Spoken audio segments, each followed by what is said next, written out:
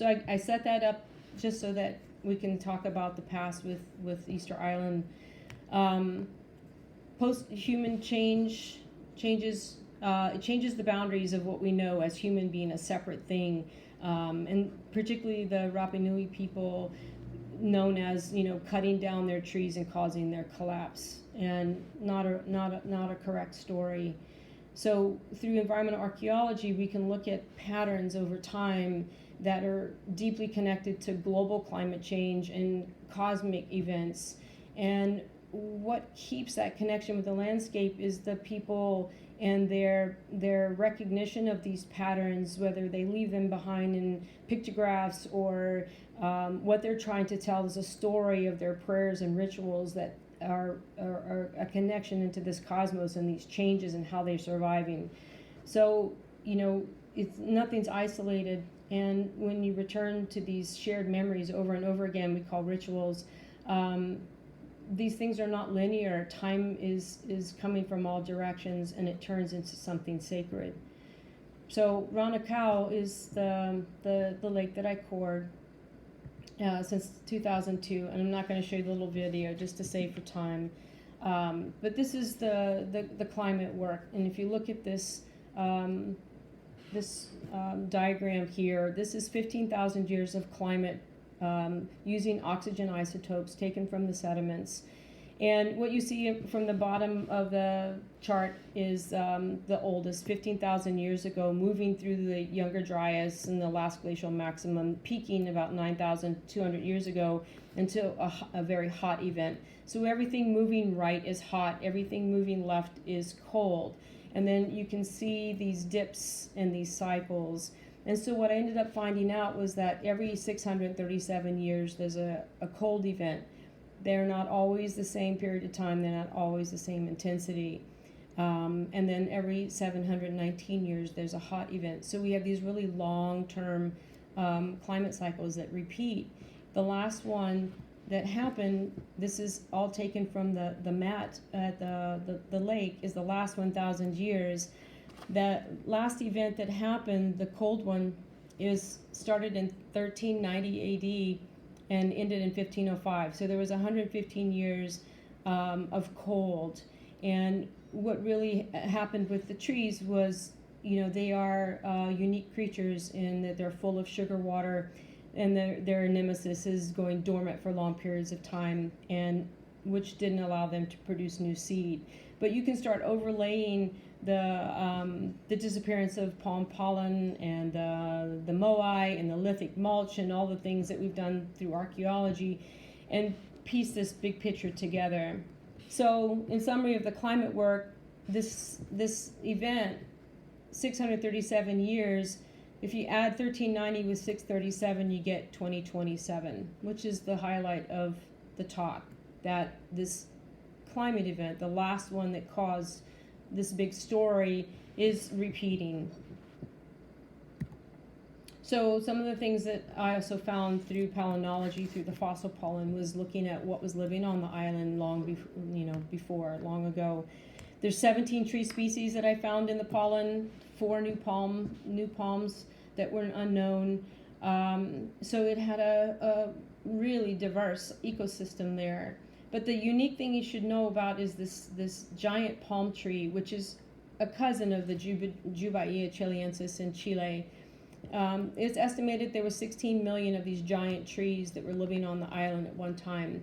And they are very unique in the sense that they are acting like an animal system, a self-regulated organism, rather than a dicot. They're monocots. They're like a blade of grass. So you puncture the tree and it bleeds out. So to the people on Rapa Nui, these are living, breathing organisms where they are all uniquely separate from each other, just like families, right? You have different people in your family. So the last archaeology, 2014, we went into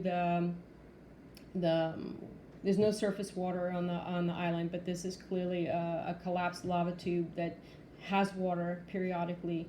And what working with the German Archaeological Institute, what was uncovered was that in this collapsed tube, there were certain dams over time moving water with channels. So if you look on the right, there's a nice water channel, and then on the left, those holes that you see are deliberate planting pits for trees, for the palm trees. So if you were to recreate what that might have looked like, there's a definite fertility site, a religious sacred site that includes the living trees, with this fertility basin that has characters, pictographs left behind of their time and journey, like the double-hulled canoe, the footprint, and the seahorse, connecting them into their environment. But this is how large the trees are. The diameter of the trees was about 80 centimeters, or the holes, and that makes them about 100 years old at that time. So the resiliency of the people, their mana is still there, still in the landscape, surviving with their stories. And a lot of the things that happened in the past in order to help them survive through different climate changes are things called taboos, a cultural system that was set up to help the resources survive. So keeping the trees alive, keeping the food alive. They all have place names. If we pay attention, there's 300 markers on the island that mark water. Vahu, and then the timekeeper, Hui Uringa, who has two sets of hands. He's very unique on the island. He marks all the celestial events. And the last one, waking the Aku. The Aku is known as a ghost or spirit on the island that protects and was left behind when all of the people on the island were brought into camps and collected, and their life changed. But they left behind their Akus as protectors. And Akus were a creation that happened by them as a name, but they were existing long before. So they're known as changers of form, right? Shapeshifters. They're known as Polynesian gods, spirits. But the trees themselves also were sacred, planting next to each one of these ahu, or sacred platforms, and they call them toramiros. So during times of change and scarcity, like losing the trees, droughts and water, bird migrations not coming back, things like that, they believe that when something disappears, it becomes a living spirit. It never goes away. So that's embedded in the story of the landscape too.